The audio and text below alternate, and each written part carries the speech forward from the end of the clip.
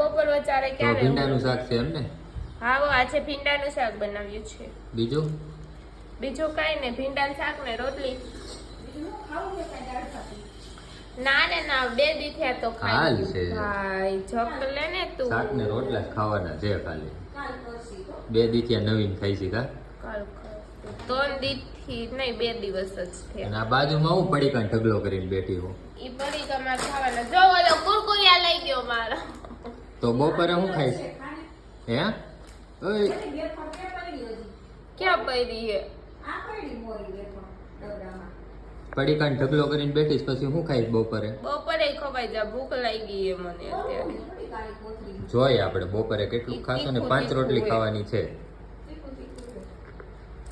5 રોટલી હું ખાતી નથી કોઈ દી.